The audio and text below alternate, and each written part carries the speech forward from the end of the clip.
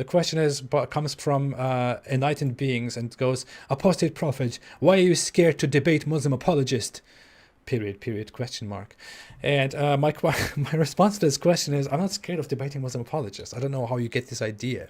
I have, in fact, if you see that, I've very often said that I don't really like the idea of debating Muslim apologists because I think it would be dumb for me to validate Muslim apologists as defenders of Islam. I don't think that Muslim apologists are in any position to get between me as a critic of Islam and Islam as the thing that I criticize. They are not in between. They are not between us, between me and Islam.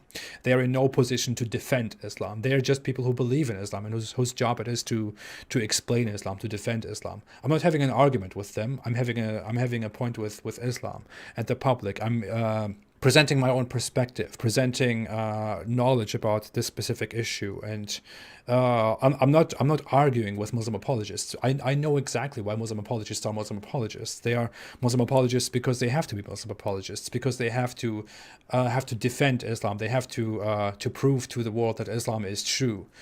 And they don't do that because they logically came to the conclusion that Islam is true. They do that because they believe in Islam and because Islam requires them to believe and to argue that Islam is true. It is a Muslim's obligation, religious obligation to spread Islam to others, and according to many Islamic scholars, also a Muslim's moral obligation to silence and to argue against those who argue that Islam is wrong. I believe that they are just trying to be defenders of something that I don't recognize them to be defenders of, which is why I don't like the idea of debating them. But you might have seen before that I actually quite often challenge Muslim apologists, and even said that if a Muslim apologist wants to debate me about the topic of scientific mistakes in the Quran, I would love to have a debate about that. In fact, I debated one of those people, Nader Ahmed, and everyone can find that debate on Aaron Ross' channel where I had to debate with him. I've also asked Muslim apologists to debate me on the issue of how the Quran gets Mary wrong, for example, Mary, the mother of Jesus, versus prophetess Miriam in the Bible. How the Quran confuses these two individuals very much.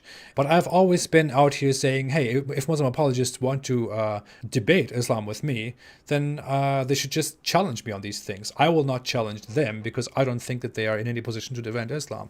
If they are so interested in debating me, they can offer a debate.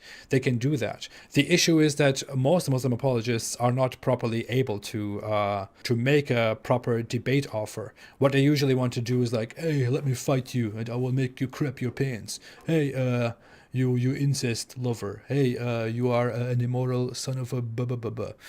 That's usually how Muslim apologists argue. You know, your believers, your defendants of the religion, are the most morally contemptible people out there when it comes to talking about religion.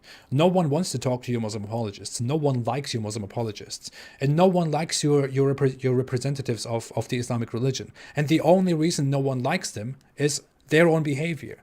If you want people to take Islamic apologists seriously, school your Islamic apologists about how to have a conversation, about how to exchange ideas, about how to act in public, how to argue for something or against something. School them on how to have a civilized conversation between two individuals who disagree with each other.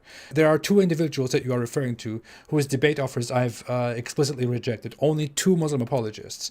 One of them is Muhammad Hijab, the other is Ali Dawa. Both of them are the most terrible human beings that I have encountered online. I have, in fact, tried to talk to them very nicely and said, hey, if you have a disagreement with me, let's talk about this. Muhammad Hijab came and insulted me and my family. He also said stuff like that I was having a sexual relationship with my mother. My mother is a Muslim, by the way. He should maybe go to his Islamic imams and ask them what that statement entails, because he has thereby committed a huge sin according to Islam by accusing a Muslim woman, a pious Muslim woman, of being in an immoral relationship, and more so in a relationship with her own son. Muhammad Hijab is a terrible human being. He's a horrible piece of crap, and I will not take such people seriously. If you have a disagreement, and if you want to have a disagreement with me and discuss Islam with me in public, come and do that with me. in a respectful way. I will always love to sit down with you and talk about why I think you are wrong and why I'm right. But I will not challenge your Muslim apologists, and I will not take such rats like these people seriously and have actual conversations with them. Seriously, what do you think?